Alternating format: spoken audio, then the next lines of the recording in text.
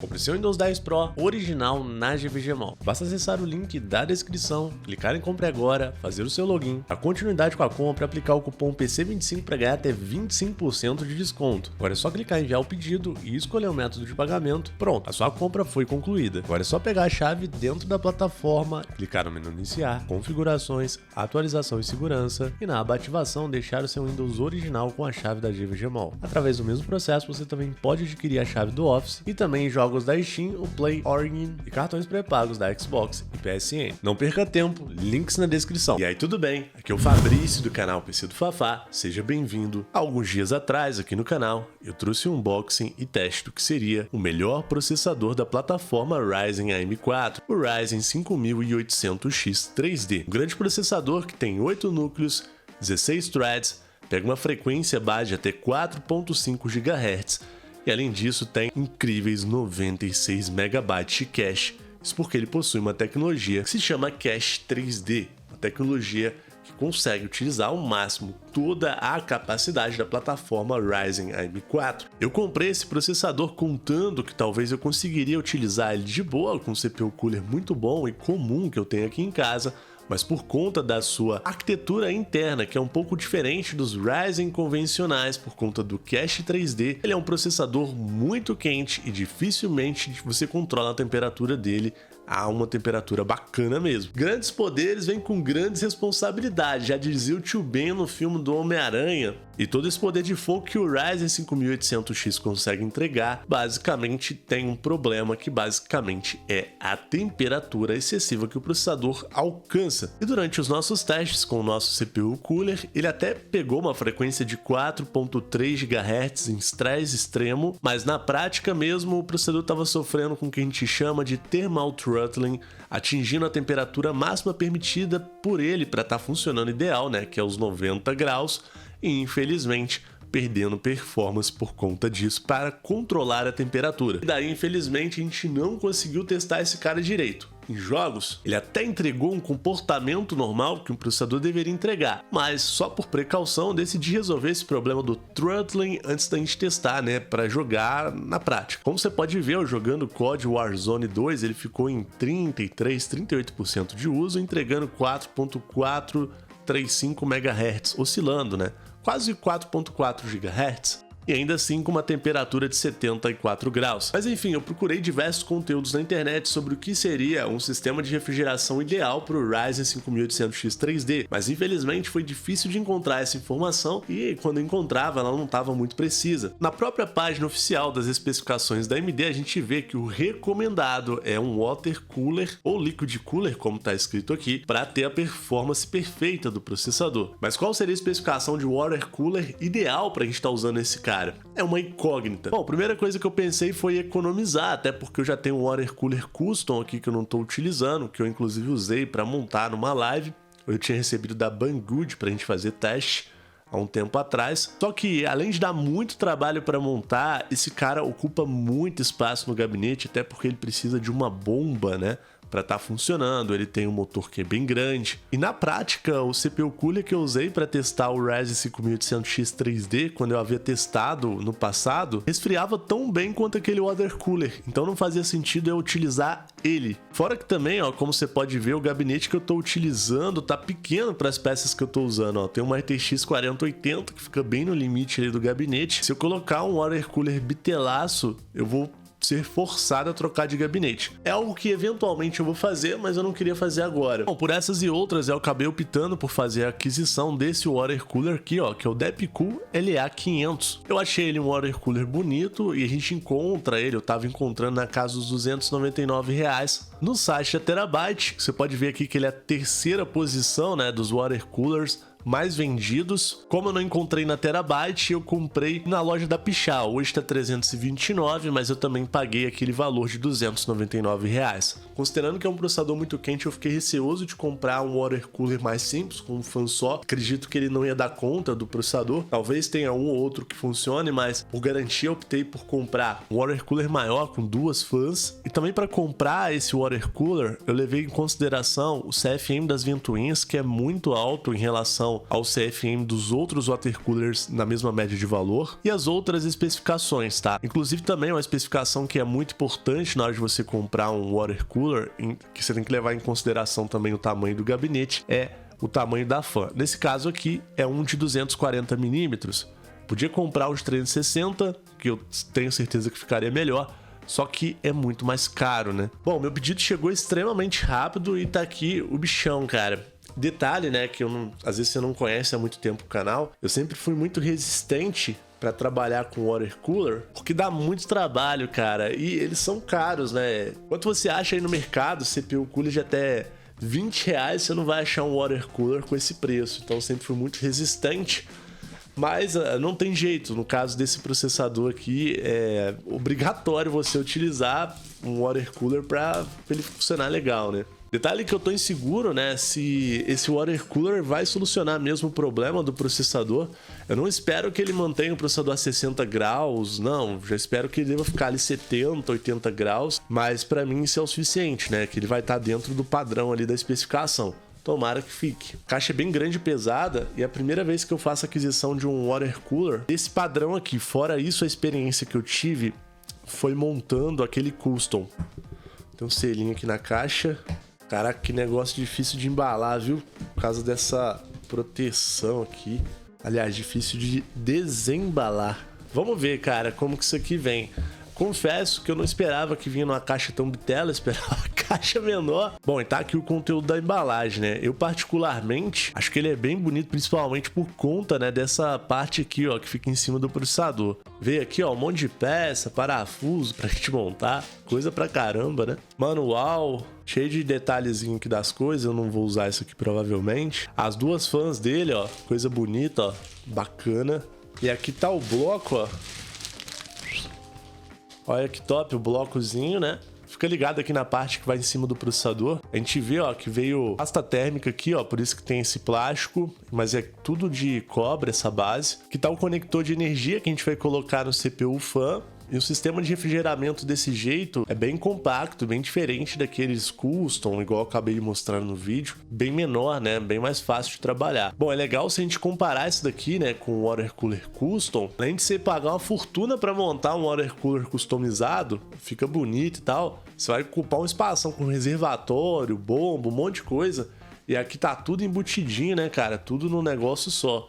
Bem bacana. Inclusive ele também já vem todo selado aqui, ó, você pode ver que tem até um selo de garantia aqui, porque o líquido de resfriamento já tá aqui dentro, então é só montar mesmo e acabou, para facilitar a vida totalmente de quem compra um desse. Tomara que ele fique direitinho aqui nesse espaço do gabinete. Como você pode ver, ó, é tudo muito apertadinho. Vou desmontar as coisas aqui e tomara que dê tudo certo e fique show de bola. Detalhe, ó, eu não quero tirar a placa de vídeo para mexer, o ideal seria tirar. O CPU cooler aqui, ele fica muito apertado, cara, em cima do processador. Então o que acontece? É muito comum processador Ryzen, a gente for tirar, né, o sistema de arrefecimento, o CPU cooler, o processador sai colado no CPU cooler.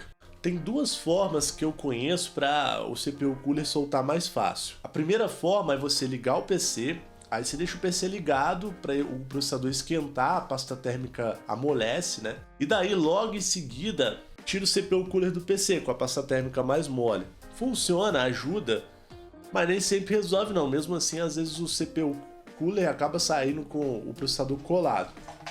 E a outra forma que eu ia mostrar aqui, ó, mas eu soltei a lateral, você pode ver que o CPU cooler já pulou, é soltar um lado do CPU cooler, ele costuma ficar ainda acoplado ao processador, e daí eu deixo ele naturalmente, a própria pressão vai fazendo força ali, ó, entre o processador e o CPU cooler. E a maioria das vezes, né, eu nunca tive problema de soltar junto fazendo essa técnica, o CPU cooler descola do processador automaticamente, com a própria pressão da garrinha aqui. Só que tem que ficar esperto, tá? Que ela faz, dependendo do CPU cooler, ela faz muita pressão, ele até pula um pouco. Mas aí, como você pode ver, ó, eu tirei aqui com facilidade. Bom, o PC já ficou praticamente no jeito, né, para fazer a instalação do nosso sistema de resfriamento. Agora eu preciso de montar o sistema de resfriamento em si, né? A gente tem que colocar as fãs aqui. É importante, ó, prestar bastante atenção que a ideia é ele tirar o ar de dentro do gabinete e jogar para fora. Aqui na lateral, ó, a gente tem a indicação para qual lado que a fan roda e para onde que ela joga o ar. Então, olha só, essa parte aqui tem que ficar assim, a não ser que você queira montar um sistema de resfriamento diferente. Claro que dependendo da posição que você for montar ele, talvez você tenha necessidade de montar ele de outra forma, tá? Então, isso é importante considerar, tá? A posição da fan. Mas eu pretendo colocar ele em cima do gabinete, vamos ver se vai dar tudo certo, tirando o ar quente de dentro e jogando pra fora, beleza? Bom, agora as fãs estão fixadas, eu coloquei elas também, ó, de um jeito que eu podia esconder os fios. Isso daqui vai ficar mais ou menos assim no gabinete, ó, vai ficar apontado para baixo. E aqui também vem um cabo, ó, que vai juntar o chicote das duas fãs. Daí eu vou poder ligar essas duas fãs junto com o conector da fan do sistema. Tem o CPU fan e o sysfan. Ah, eu ligo isso aqui no sysfan. Já vou deixar o chicote aqui no jeito também. Se precisar mexer depois, beleza, né? Mas já vou deixar aqui mais ou menos ajeitado. Esse water cooler é universal, então a gente vê um monte de adaptador para a gente poder colocar em qualquer PC. Por exemplo, aqui está uma base, ó, que você precisa de colocar atrás da placa-mãe, se você estiver usando um sistema da Intel. Aqui tem uma outra base, eu não sei para qual encaixe que é esse aqui. E essa base que é para processadores M4. Por que eu sei? Que tá a parte de trás da placa-mãe, toda a placa-mãe de processador M4 vem com esse suporte aqui atrás, ó. E a furação aqui bate perfeitamente. Se a gente pegar, por exemplo, os outros adaptadores, a furação não vai bater. Também é fácil identificar aqui pela furação do negocinho, beleza? Se for montar um water cooler, tiver com dúvida, faz isso aqui também. Tá, agora eu vou parafusar isso aqui. Detalhe, olha que legal, as mangueirinhas, ó, elas são flexíveis, facilitando, né, o manuseio. Eu não sei se essa voltinha fica para cima ou para baixo, acho que não interfere em nada. Eu vou colocar assim. Pronto, agora já tá bem preso, bem tranquilo mesmo de montar, bem fácil. Bom, agora eu vou colocar de volta aqui, ó, essa plaquinha na placa-mãe, que é o suporte, prender do outro lado com esse parafuso que veio. Confesso que eu tô até estranhando, esse negócio aqui tá muito fácil de instalar, viu, gente? Achei que fosse mais complicado. Muito facinho a instalação dele. Colocar essa parte aqui apoiada em qualquer cantinho do computador. Vamos ver se dá para colocar aqui o suporte tranquilo, né? O bloco. E ó, ele encaixa direitinho, tá? Ó, muito bem encaixado. Vou parafusar de uma vez. Só que antes eu já vou aproveitar para conectar aqui o cabo de alimentação dele, para ficar mais fácil. Pronto, agora já tá bem firme, tem 8 parafusos nisso daqui. Eu inverti o lado das fãs, demorei um tempo aqui que eu tive que tirar, colocar de novo para os cabos ficarem escondidos, porque do jeito que eu ia montar, o caninho aqui do water cooler ia ficar pegando nesse fã, então ia sacanear tudo. O negócio aqui que eu tô notando é o seguinte, olha só, esse gabinete que eu tô usando ele é meio pequeno, então deu para ficar legal aqui, mas ele ficou debaixo das travinhas da memória RAM, então vai me atrapalhar tirar e colocar as memórias aqui no PC. Mas, Fafá, você deve me perguntar, dá para tirar as memórias? Olha, a travinha aqui no meu caso, da placa-mãe, ficou embaixo do negócio, ó. Então eu consigo até destravar aqui com o dedo, ó. Enfio o dedo aqui e acabou. Mas, na hora de remover a memória que mora o problema. A placa-mãe só tem a travinha aqui embaixo, tem umas que tem travinha dos dois lados para destravar a memória, essa aqui só tem desse lado. E para eu tirar a memória eu tenho que levantar por esse lado, ó. E ela tá impedindo aqui de tirar duas das minhas memórias. As outras aqui da Asgard, ó, que você pode ver que são quadradinhas, elas são menores, então tá mais fácil de tirar. Mas essas daqui que são um pouquinho mais largas, tá um pouquinho ruim. A carcaça delas aqui não tá me ajudando. Enfim, depois eu vou ter que trocar o gabinete, talvez comprar uma placa-mãe mais atual para esse processador, para a gente usar o PCI Express 4.0, que a placa-mãe que tá aqui é uma B450, mas desse jeito já vai ficar bom por agora. E agora, para finalizar a instalação aqui do nosso water cooler, vamos ligar a parte aqui de cima, né, do CPU. Essa parte que contém a bomba e também, né, o bloco de refrigeração. A gente já pode notar aqui também que a distância da mangueira não tá muito legal aqui, ó, tá pegando na placa de vídeo. Não é problema, porque é de borracha, mas o chicote da placa de vídeo aqui tá tudo muito apertado, né? Vou ligar a alimentação aqui da bombinha, tem um sysfan aqui nessa área da minha placa-mãe. E agora é só parafusar com o dedo aqui, que é de boa, só prender o negócio. É bem prática essa solução, né, de prender aqui com o dedo, muito legal. Agora ele tá todo fixado aqui. No fim das contas o negócio tem estilo, né? A gente tem que falar. Então deixa o joinha aí pra dar aquela valorizada no vídeo. E vamos ligar aqui e testar a temperatura do processador pra gente ver se realmente o nosso water cooler vai solucionar aqui o problema. Tem uma coisa também que bota muito medo nas pessoas, né? É do sistema de refrigeração a água vazar, né? Então vamos ligar aqui o PC pela primeira vez com esse sistema e torcer pra ficar tudo bom, né? Mas eu acho que vai ser de boa. Deu pra ver que é bem selado.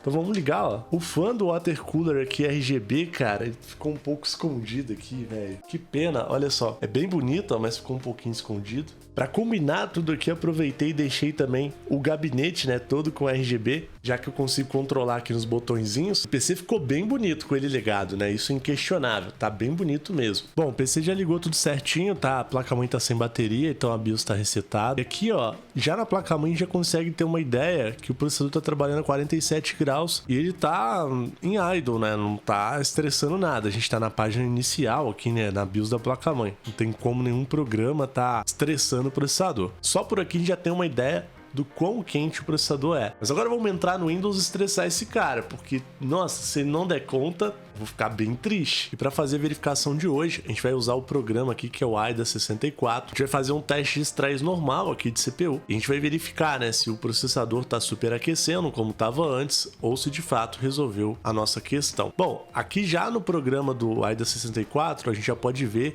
que já está havendo até variações de temperatura no processador. A gente vê pelo gráfico aqui oscilando, mas atualmente ele já está 29 graus. Ok, uma temperatura boa, relativamente boa, considerando aí o quanto que esse cara esquenta. Isso também em idle, né, com o PC ligado, sem estressar. Vamos medir a temperatura ambiente, apontando aqui o termômetro para a parede, ó. Hoje está um dia relativamente frio. A gente pode verificar aqui que a temperatura ambiente aqui está em torno de 21 graus, 22, por aí, tá? Isso também interfere no teste. Então bora ligar aqui, ó. Comecei a estressar, deu um start test. Aqui a gente tem o uso da CPU, a gente pode ver que subiu até 100%.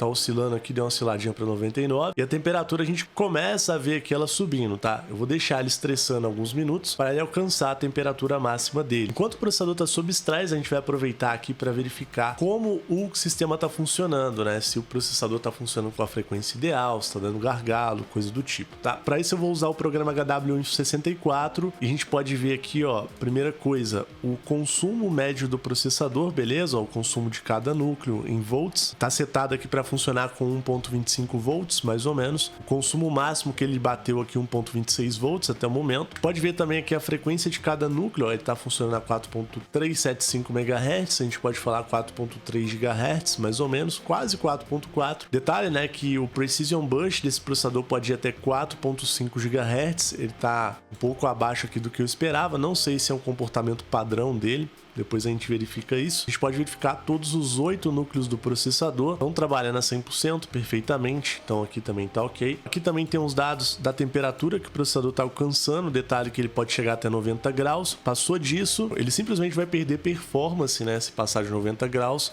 o que a gente chama de throttling. Até agora tudo certo, ele alcançou 70 graus no máximo. Quente, mas para esse processador tá controlado. Aqui tem todas as temperaturas do CCD do processador.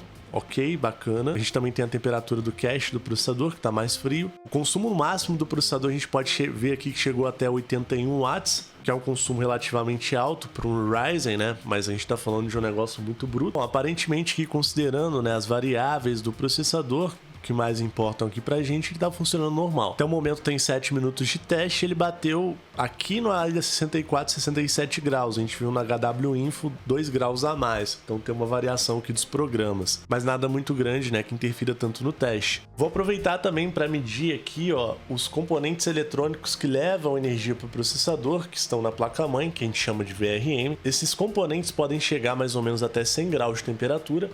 Aqui pela frente não tá dando para medir porque o water cooler tá tampando, mas eu consigo medir aqui na parte de trás do gabinete, nas soldas da placa-mãe. A gente tá sem a tampa de trás aqui, então vou fazer a medição com uma câmera térmica que vai pegar a maior temperatura do VRM. Bom, aqui a gente pode verificar esse quadradinho vermelho, que é a área onde está o processador, e em volta, né, são os componentes eletrônicos. E a temperatura máxima que a placa-mãe tá alcançando aqui, tá marcada, né? A câmera térmica marca, é de 32,63 graus. Realmente uma temperatura muito fria, considerando o processador que a gente tá usando, tá? Detalhe que essa placa-mãe é uma Asus TUF B450 Pro Game. O que essa temperatura tá dizendo pra gente? Que a placa-mãe aguenta de boa esse processador. Ele atualmente é desbloqueado para overclock, apesar de ser um processador muito quente. Então se quiser até fazer um overzinho nele, ajustar ali o clock para ele cravar 4.5 GHz em todos os núcleos, como está na especificação, a placa-mãe aguenta. Mas é claro também, né, que a temperatura do processador também aumenta se a gente sobe as frequências dele. Mas se a gente observar no AIDA, o processador está batendo aqui em torno de 67 graus com a temperatura controlada. A gente pode ver pelo gráfico aqui, olha só, a gente tem uma linha reta mostrando que a temperatura até oscila, mas não está subindo. Ó, 68, 67 graus. Uma temperatura muito boa considerando o processador, beleza? Então aqui no teste de estresse comum tá aprovado. Nosso water cooler resolveu o problema. Vou deixar o link dele na descrição e o link de outros water coolers que tem a especificação similar, beleza? Para facilitar a sua vida. Porque é difícil encontrar informação de sistema de resfriamento para esse carinha aqui, para esse processador. Mas calma aí, o teste que a gente fez agora é o teste convencional, o teste para uso normal, para jogar, para editar, vai ser tranquilo. Se o sistema passou nesse teste, você não vai ter problema nenhum. Porém, existe um teste bem mais pesado, que é o teste de FPU. O teste de FPU realiza um cálculo de dados de unidades de pontos flutuantes. O que isso quer dizer? São cálculos matemáticos super complexos que elevam o nível de estresse do processador a um patamar acima do normal. Eu particularmente não consigo me lembrar de algum tipo de aplicação que leva o processador a esse nível de estresse, a não ser os programas de testes. Mas a gente vai fazer também aqui um teste de FPU só para matar a curiosidade. Detalhe que mesmo se o water cooler não conseguir controlar a temperatura do processador com o teste de FPU, ele não vai deixar de passar no meu teste. É claro que a gente também vai conferir a temperatura da placa-mãe, né? Pra ver se ela também aguenta um FPU aqui nesse cara. Bom, ele fazer esse teste é bem fácil. A gente vem aqui no próprio AIDA e marca aqui, ó, estresse FPU junto com estresse CPU, e aí o bicho vai fritar. Dependendo do PC que você for usar, ele vai travar na hora que você ligar o FPU aqui no AIDA e é normal e beleza, você pode testar em outro programa. Não é defeito, tá? Mas só relatando aqui. Então vamos dar um start aqui no teste e ver, né, de fato, aonde que o negócio vai chegar, cara. Pode ver, ó, que imediatamente já bateu 63 graus, ó, logo de cara. Vamos deixar uns minutos aí. Bom, já estressamos aqui há um bom tempo. Passou 35 minutos de teste. Acabou passando esse tempo todo porque eu fiquei analisando aqui outras coisas, até para passar para você aqui no vídeo. E no AIDA 64, a gente tem uma temperatura que bateu 77 graus. Por aqui, eu aprovaria o teste de FPU nesse water cooler. Então, só olhando essa temperatura aqui, estaria aprovadíssimo. Porém, quando eu olho em outros programas, por exemplo, no HW Info, e no HW Monitor, que serve para monitorar também o processador, a gente percebe que o processador ele chegou, né, no FPU aqui, a temperatura máxima dele, aonde? No CCD do processador. Os sensores da CPU, né, na matriz ali no centro dele, no DAI, estão medindo 90 graus, estão batendo a temperatura máxima. Então aqui a gente tem um thermal throttling. O water cooler não conseguiu segurar a temperatura interna do processador. Aqui no caso a temperatura central do processador, né, que é medida por um sensor dedicado no núcleo dele, a de 84 graus, a única temperatura que tá boa, mas ela mesmo assim, ó, já chegou a pegar 89.9 graus. A gente pode verificar algo bem similar aqui, ó, no HW Monitor, tá? Às vezes dá alguma diferencinha, mas mostra tudo bonitinho aqui. No FPU, o consumo energético do processador também foi lá em cima, tá? Então, se antes estava 80 e poucos watts, agora tá batendo, ó, chegou a bater 116 watts, só para você ter ideia aqui, ó, no HW Monitor. A gente pode ver no HW Info, que tá ligado há mais tempo, o máximo de 113 watts. Então, infelizmente, no teste de FPU, que é o teste pauleira mesmo, pesado, esse water cooler não segurou. Vamos aproveitar também para verificar o VRM da placa-mãe de novo. A gente pode ver que ele tá 47.4 graus no ponto mais quente do VRM, uma temperatura realmente ótima pro VRM. Então a placa-mãe a gente vê que tá de boa para aguentar o processador aqui. Beleza, ó, parei de estressar o processador, chegou no limite dele. É importante a gente analisar essa situação porque o fato do water cooler não ter segurado o processador com o teste de FPU não faz ele necessariamente ser um produto ruim. Então não vou condenar esse water cooler para usar com esse processador porque não passou no FPU, sendo que passou no teste convencional. E mesmo que o seu PC passe por uma situação que exija 100% do processador em FPU, assim como a situação do teste, a gente acabou de ver que o computador não desliga, ele abaixa um pouquinho a frequência e dá para usar numa boa. Então não tem exatamente porquê